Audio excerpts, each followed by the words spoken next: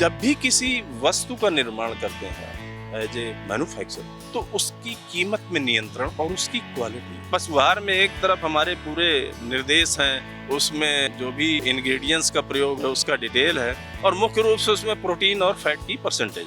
जो 50 टन की प्रोडक्शन थी, हमारी कैपेसिटी थी हमारी कंपनी की, तो आज कोई 2500 टन पर डे की है। तो कारोबार कहाँ तक पहुँच गया आप कंपनी का टर्नओवर? टर्नओवर 1000 करोड़ प्लस है इस वर्ष। आज हम आपको एक ऐसे शख्स से मिलाने जा रहे हैं जो किसान परिवार से आते हैं। 80 के दशक में उन्होंने अपनी पोस्ट ग्रेजुएशन की पढ़ाई पूरी की और उसके बाद कहीं नौकरी करना गवारा ना था। पिताजी चाहते थे कि बेटा जो है जब इतना पढ़ लिख गया तो कहीं सरकारी नौकरी के लिए कोशिश करे, लेकिन बेटे ने कहा नहीं, हमें अपना खुद का कुछ काम करना है। आज वो सालाना लगभग 1100 करोड़ रुपए के आसपास का कारोबार कर रहे हैं। तो चलिए आपको मिलवाते हैं हम उसी शख्स से जो बुंदेलखंड से आते हैं और अब कानपुर में है। हमारे साथ में सुरेंद्र शिवहरे जी, जो कपिला पशु आहार का आपने नाम सुना है, उसकी जो कंपनी है उसके एमडी है हमारे साथ में, और उनसे हम आपको रूबरू कराएंगे आज। सुरेंद्र जी, बहुत बहुत स्वागत आज आपका हमारे साथ गांव जंक्शन चैनल पर। Thank you so much. आप तो किसान परिवार से हैं, पिता किसान आपके रहे। क्या ग्रामीण क्षेत्रों में किसान परिवार से आने वाले लड़के भी इतनी पढ़ाई करते थे उस समय? बस शिक्षा ही एक माध्यम होता था कि अच्छी शिक्षा ले लीजिए तो अच्छी नौकरी मिल जाएगी, नौकरी वो भी सरकारी।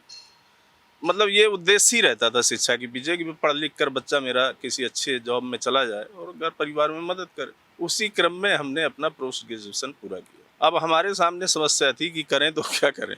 कुल मिलाकर अगर सही तरीके से बात करूं तो ये कि उस समय भी नौकरियों में बहुत कंपटीशन था। बाय द वे उस समय एक गाड़ी लॉन्च हुई, DCM टोयोटा, जो हमारे देश के लिए नई थी, और ये लगभग 5 टन वजन लेकर चलने वाली गाड़ी बनी देश में। बाय द वे फिर उसको हमने विचार करने के बाद उसको परचेज करने का आइडिया बनाया और उस पर जाके एजेंसी में बात की, और उस गाड़ी को चलाने के लिए हमको मौका मिला। पराग, जो आपके उत्तर प्रदेश में उस समय मिल्क कलेक्शन करते थे और पैकेजिंग भी करते थे, हमको बाय द वे भाग्यवश कॉन्ट्रैक्ट मिल गया और वो गाड़ी हम दूध में कलेक्शन में चलाने, और वहीं से शुरुआत हुई इस इंडस्ट्री की। अगर मुख्य रूप से देखें, पराग अपने किसानों के लिए जो दूध देते थे, समितियां जो होती थीं, और उन समितियों के जो गांव ग्रामीण क्षेत्र के लोग सदस्य होते थे, वो अपने पशुओं का दूध डेयरी के माध्यम से उनको बेचते थे, और उन्हीं लोगों को एक पशुहार पराग बनाता था वाराणसी में। वो चिलिंग सेंटर पे आता था। उस पर हमने देखा, 5-6 महीने इस चीज़ को रीड किया कि जब वो पशुहार जाता था तो जिन समितियों में जाता था वो हमारे ड्राइवर से और स्टाफ से लड़ते थे, भिड़ते थे। तो वो ये बोलना होता था कि भाई हमने तो 20 बोरी की डिमांड की थी, आप 5 बोरी लेके आए। ये देखने, सुनने और समझने के बाद फिर हमने तय किया कि आखिर ये प्राइवेट सेक्टर में ऐसा क्यों नहीं हो सकता है।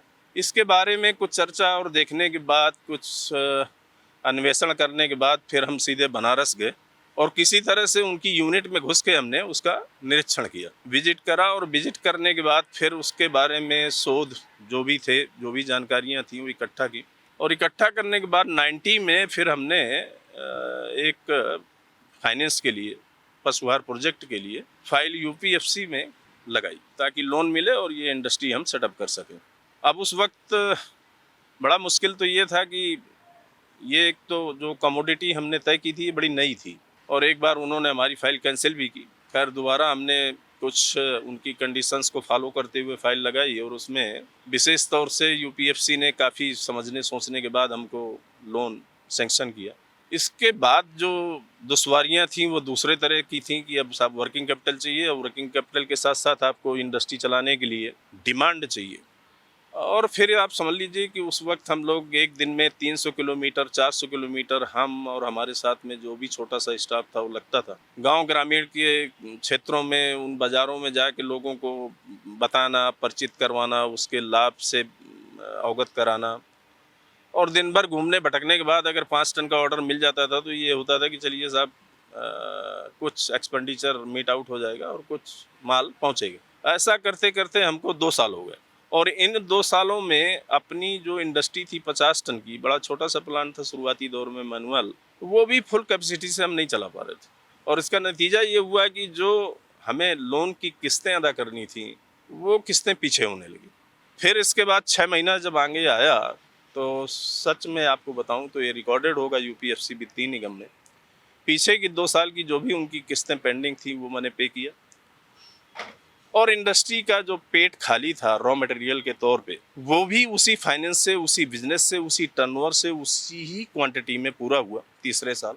और फिर तीसरे साल से आज ये कोई 34-35 वर्ष हो गए, फिर हमने पलट के नहीं देखा। जो 50 टन की प्रोडक्शन थी, हमारी कैपेसिटी थी हमारी कंपनी की, तो आज कोई 2500 टन पर डे की है, और टोटली ऑटोमेटिक कंप्यूटराइज प्लांट हैं इकाई के पास, और पूरी गुणवत्ता, पूरी टेस्टिंग और पूरे जिम्मेदारी के साथ, पूरे रिस्पॉन्सिबिलिटी के साथ पिछले 35 सालों से पशुहार की आपूर्ति आपके प्रदेश में, साथ में आसपास के कोई 7-8 प्रदेश हैं, लगभग 10 प्रदेशों में हमारी सप्लाई का एक घना नेटवर्क है। मैं ये कहूँ कि बिहार जैसे राज्य में जब हमने मार्केटिंग स्टार्ट की, तो वहाँ के कुछ डीलर्स आज भी हमारे साथ काम कर रहे हैं, जिनको 25 साल 30 साल हो गए, और वो कुछ नक्सली गतिविधियों में तक उनके बच्चे इन्वॉल्व हो चुके थे।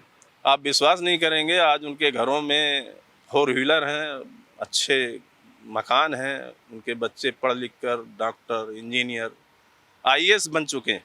कभी भी हमारे पशुहार में इतने वर्षों में किसी भी पशु की कभी भी कोई शिकायत जी। ईश्वर की कृपा से प्राप्त नहीं हुई। सुरेंद्र जी, ऐसे बताइए, 50 टन की क्षमता थी, 5-10 टन बना पाते थे आप लोग और उसके बाद बेचते थे। आज आपने बताया लगभग 2500 टन का रोजाना उत्पादन हो रहा है, तो कारोबार कहाँ तक पहुंच गया आप कंपनी का टर्नओवर? टर्नओवर 1000 करोड़ प्लस है इस वर्ष। सुरेंद्र जी, एक चीज़ ये बताइए कि आप बताए थे जब यूपीएफसी से आपको पैसा मिला, तो उसके बाद उसमें भी कुछ पैसा बचा लिया। अमूमन होता है कि लोग जब पैसा लेते हैं, प्रोजेक्ट होता है, तो लागत बढ़ने लगती है, कई बार हम देखते हैं। आप कह रहे हैं उसमें भी हमने पैसा बचाया, तो ये जी। कैसे संभव हुआ? से 1 साल के वक्त में जो पैसा हमारे प्रोजेक्ट के अकॉर्डिंग मिला, 27,70,000, उसमें हमने 24 लाख रुपए उठाया। 3,70,000 रुपए हमने छोड़ दिए, यूपीएफसी से डिस्बर्स ही नहीं लिया, और वो पैसा प्रोजेक्ट में लैब के अकॉर्डिंग था, लैब के इस्टेब्लिशमेंट के लिए था। हमने सोचा कि अभी लैब का इस्टेब्लिशमेंट जरूरी नहीं है, 50 टन की छोटी यूनिट है। अब उस 24 लाख रुपए में भी हमने 4 लाख रुपए बचा लिए।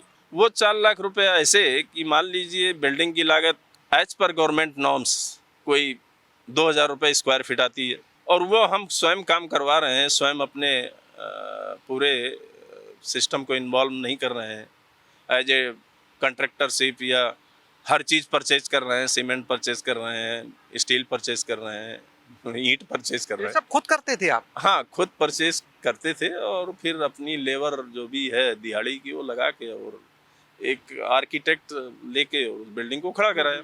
और वो जो 4 लाख रुपए हमने सेव किया, उसको इंडस्ट्री में हमने लगाया रॉ मटेरियल के रूप में। जो वर्किंग कैपिटल थी रनिंग के लिए, वो 4 लाख रुपए हमें उसने बड़ा शानदार सपोर्ट किया, और उसी की वजह से हम तीसरे साल में उस प्रोडक्शन को इस पोजीशन तक ला पाए कि हम यूपीएफसी का पैसा भी पे करें और साथ में इंडस्ट्री को भी बढ़ाएं।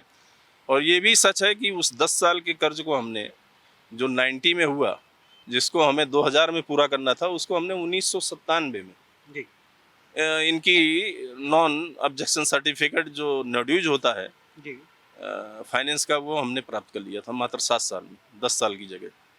जब भी किसी वस्तु का निर्माण करते हैं आप एज ए मैन्युफैक्चर, तो उसकी कीमत में नियंत्रण बाजार में, और उसकी क्वालिटी, इन 2 चीज़ों में फोकस करना, उद्देश्य बनाना, उसके आसपास रहकर काम करना, ये बहुत ज़रूरी हो जाता है। अब मैं बताऊं आपको कि ये गांव ग्रामीण क्षेत्र का आइटम है पशुहार। पशुहार में एक तरफ हमारे पूरे निर्देश हैं, उसमें जो भी इंग्रेडिएंट्स का प्रयोग है उसका डिटेल है, और मुख्य रूप से उसमें प्रोटीन और फैट की परसेंटेज है। लेकिन कोई किसान ये पढ़ने में वक्त ज़ाया नहीं करता है, या यूँ कहिए कि उसको इससे मतलब नहीं है, उसको दूध की बाल्टी से मतलब है।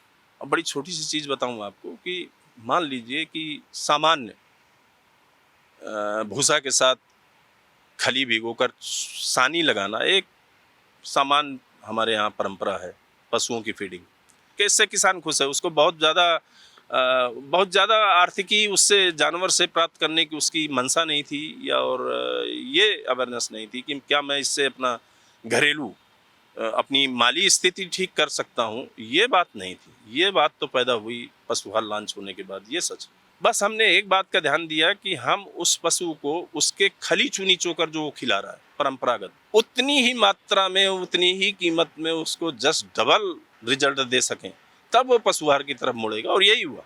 संदेश आज आप किसानों को, पशुपालकों को देना चाहेंगे हमारे चैनल के माध्यम से? बस इस बात का ख्याल रखें कि दूध के साथ साथ पशु की ब्यात समय पर रहे। अगर ब्यात से पशु गैप कर देगा, मान लीजिए कि हर वर्ष लगभग दूध की ब्यात आती है, कंसीव करता है जानवर, और एक साल कंसीव नहीं किया, तो एक साल जो उसके हर्जे खर्जे का जो फीडिंग का खर्च है वो किसान को भारी पड़ता है। तो यही है कहना कि अच्छा चीज खिलाएंगे और अच्छे से पशु को रखेंगे तो समय पर वो हीट पे आएगा, समय में गर्भावस्था में आएगा, और आपको दूध की मात्रा से वो माला माल कर देगा। ये बात। बहुत बहुत शुक्रिया सुरेंद्र जी, आज इन चीज़ों को हमारे साथ साझा करने के लिए और अपनी इस पूरी कहानी को हमारे दर्शकों तक पहुंचाने के लिए। शैलेश अरोरा, गांव जंक्शन। गांव जंक्शन को सभी सोशल मीडिया प्लेटफॉर्म्स पर फॉलो करें। व्हाट्सएप चैनल और जीमेल आईडी पर भी संपर्क साध सकते हैं।